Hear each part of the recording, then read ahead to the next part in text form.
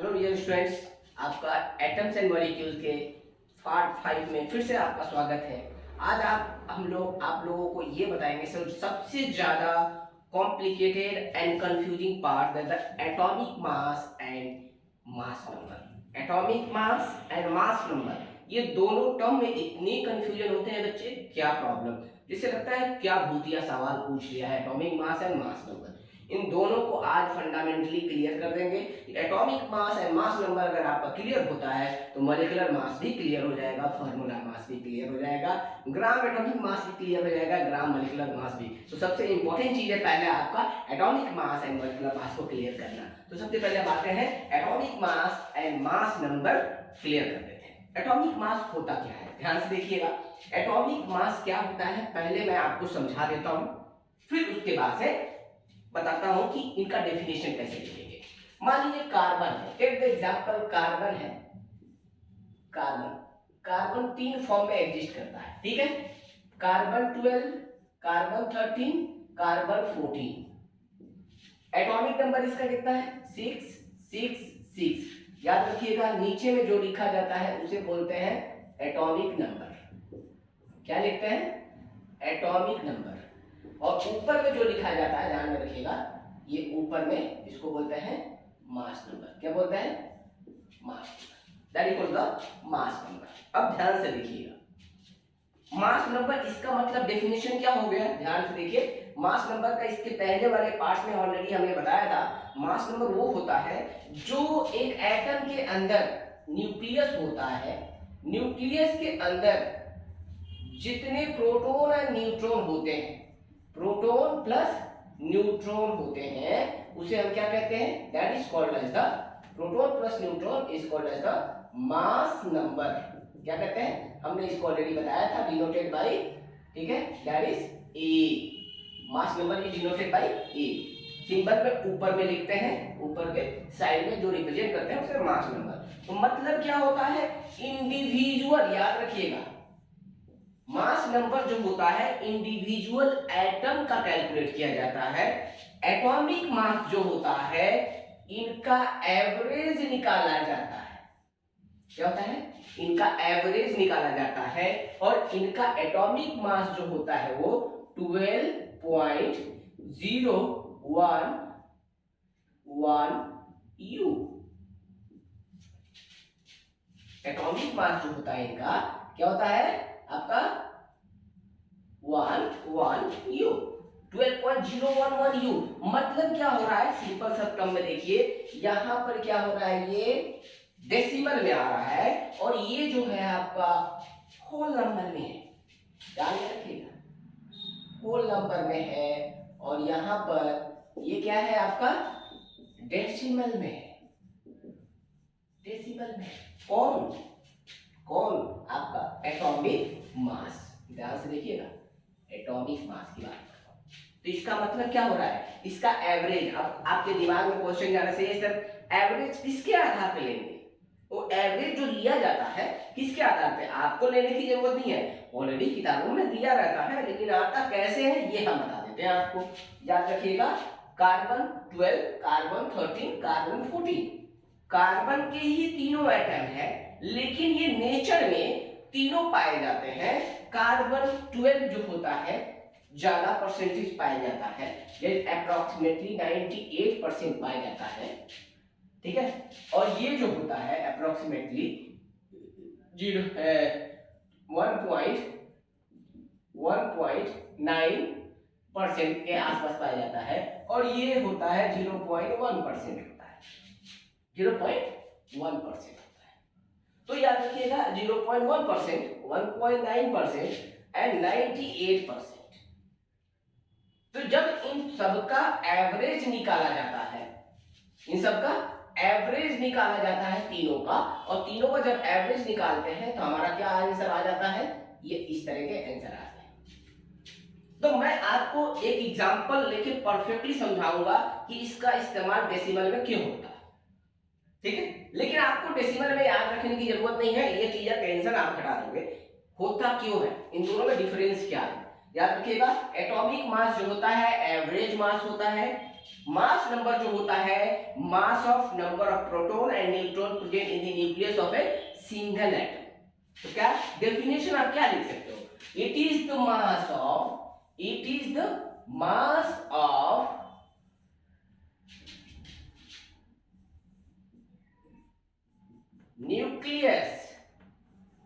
nucleus of single atom containing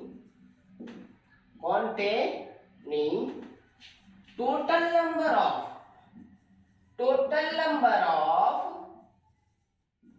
proton and neutron present in it याद रखिएगा।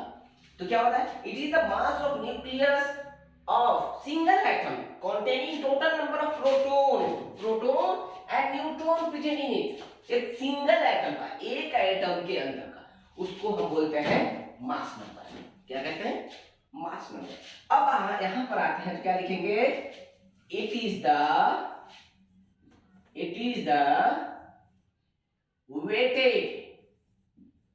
weighted average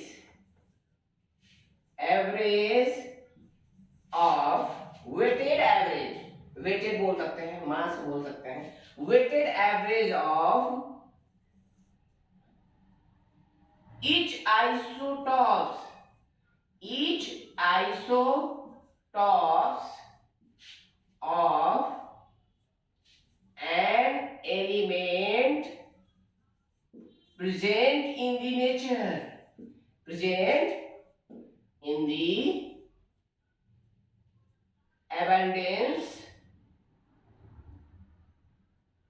the abundance और बोल सकते हैं इन दी नेचर, सिंपल सा इन दी नेचर के अंदर जो पाया जाता है।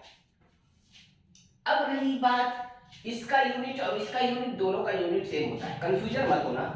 Unit is U means unified mass, unit is unified mass, ध्यान में रखिएगा। यूनिफाइड मास यहां पर भी होता है, यूनिफाइड मास यहां पर भी होता है, इसका भी यू होता है, इसका भी होता है, कोई डिफरेंस नहीं होता है। बस डिफरेंस क्या है? It is found in what? It is in simple whole number, ठीक है? It is in decimal format. क्या है? डेसिमल फॉर्मेट में पाया जाता है। अब आते हैं कैसे इनको निकालते हैं, ध्यान में रखिएगा। तो नेचर में कैलकुलेट किया जाता है, नेचर में इस एलिमेंट का, हाँ एक और टर्म इसमें आ गया है, आइसोटॉप्स। आइसोटॉप्स होता क्या है ये पहले ध्यान रखिए। एलिमेंट हैविंग, ठीक है, atom of the element having same atomic number but different mass number, then it is called as the isotopes of each other. हम उसे क्या कहते हैं? Atoms having same atomic number but have different mass number is called as isotopes of each other. तो ये क्या है? तीन मिलते हैं और तीनों का जब एवरेज निकालते हैं तो क्या मिलता है? 12.011 और उसी को क्या कहते हैं? That is atomic mass. क्या कहते हैं? Atomic mass. चलिए मैं एक और एग्जांपल, बेटर एग्जांपल देकर समझाता हूं, अच्छा सा एग्जांपल देकर समझाता हूं कि पूरा कैलकुलेशन करके कि पूरा परमानेंटली दिमाग के प्रॉब्लम हट जाए कि आपको 9, 10, 11, 12 कभी भी आप केमिस्ट्री पढ़ो तो ये प्रॉब्लम आपके दिमाग में ना हो कि ये क्या है, एटॉमिक मास क्या है, मास नंबर क्या है, मॉलिक्यूलर मास क्या है, उसे ये कंफ्यूजन है तो मॉलिक्यूलर मास भी आपका कंफ्यूजन होगा। ठीक है, तो हमें उम्मीद है कि आपको इजीली अभी समझ में आ जाएगा। इसका एग्जांपल देके समझाता हूं। वो है क्या, देखिए, जैसे क्लोरीन की बात करते हैं जो कि आपका एनसीईआरटी में भी ये टॉपिक है। ठीक है, क्लोरीन जो एलिमेंट है, क्लोरीन एलिमेंट, ठीक है, क्लोरीन एलिमेंट ध्यान में रखिएगा क्या होते हैं, इसके दो आइसोटॉप्स होते हैं। एक होता है क्लोरीन 35 एटॉमिक नंबर 17, दूसरा होता है क्लोरीन 37 एटॉमिक नंबर 70। ध्यान में रखिएगा 35, 37, लेकिन आप ध्यान से देखिएगा इसका एवरेज आप क्या यूज करते हैं 35.5। आप याद भी करते हैं तो यही वाला रखते हैं, आप लोग जो रखते हैं ना 35.5 यू, इसी को रखते हैं। और ये क्या है आपका एटॉमिक मास है, that is the atomic mass. लेकिन ये क्या है आपका मास नंबर है, ये क्या है मास नंबर है।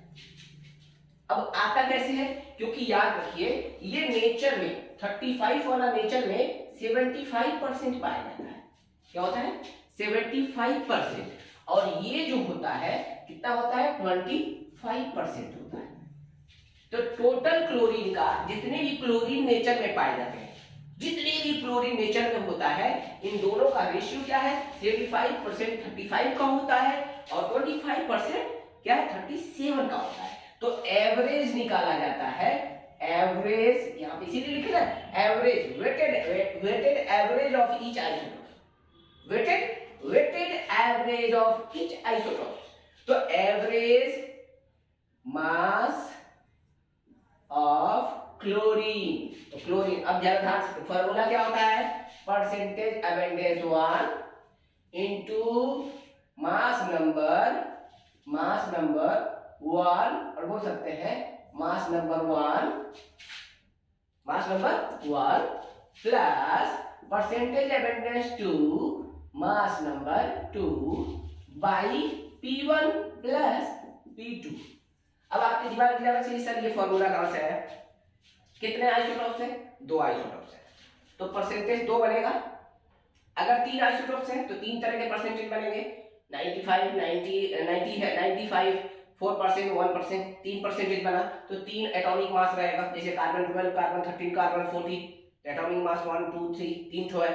तो याद रखिएगा तो वहां पे 3 कैरेक्टर आ जाएंगे, तब वहां पे फिर आगे प्लस होके आगे सो ऑन ऐसे हो जाएगा, ठीक है। मतलब P3 हो जाएगा A3 बाई प्लस क्या हो जाएगा P3, ठीक है। लेकिन हमको इसकी जरूरत नहीं है, हमको कितनी जरूरत है बस इतनी की जरूरत। क्यों, क्योंकि हमारे पास 2 ही आइसोटोप्स है। अब जरा ध्यान से देखिए इसको हम सॉल्व करते हैं। परसेंटेज अबेंडेंस कितना है नेचर में इसका क्वेश्चन में 75%, 75%। एटॉमिक मास कितना है 35 प्लस परसेंटेज अबेंडेंस कितना है इसका 25%, एटॉमिक मास कितना है 37, परसेंटेज अबेंडेंस 75 प्लस 25। अगर नहीं भी ये चीजें दिमाग में रहता है तो सीधा सीधा 100 डाल दीजिए, क्योंकि टोटल परसेंटेज सम करने पे कितना होना चाहिए 100 होना चाहिए। परसेंटेज आउट ऑफ 100 होता है, इसमें कोई रटने वाली चीज नहीं है, ठीक है। तो आप पूरे को ऐड भी कर सकते हैं, कोई प्रॉब्लम नहीं है। तो इजीली आपका atomic mass and atomic weight clear हो जाएगा सबका। उम्मीद है कि किसी का डाउट अब नहीं रहना चाहिए। अब आ जाइए इनको मल्टीप्लाई कर दीजिए, ठीक है। अब इसको मल्टीप्लाई करेंगे तो कितना आएगा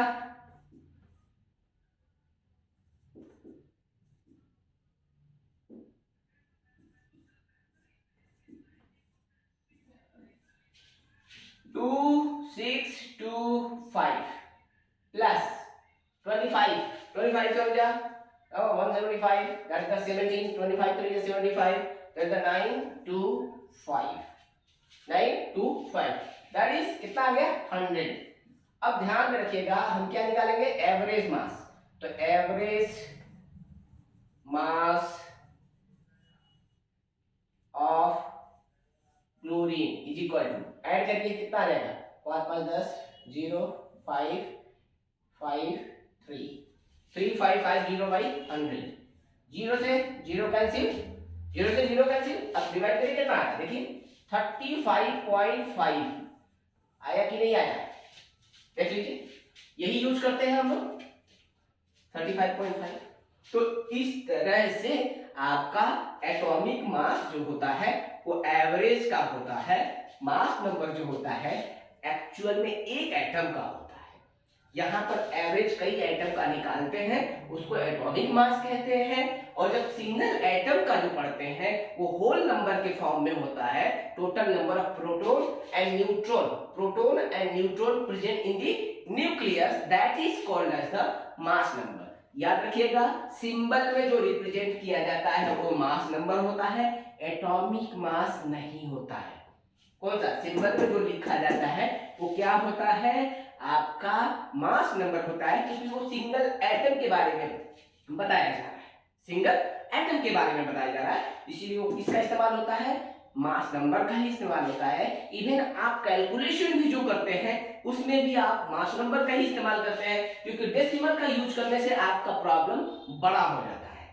तो हम उम्मीद है कि आप atomic mass and mass number easily आपका क्लियर हो गया होगा कि atomic mass and mass number में डिफरेंस क्या है। दोनों का यूनिट सेम है, दोनों का मास यूनिट क्या है, यू। पहले यूज होता था AMU, पहले होता था AMU एटॉमिक मास यूनिट, लेकिन अब यूज होता है U, यूनिफाइड मास।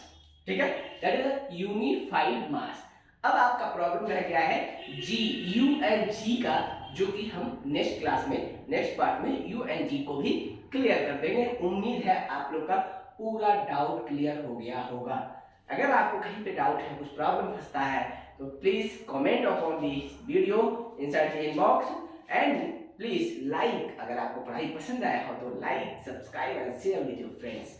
आज के लिए बाय बाय, गुड नाइट।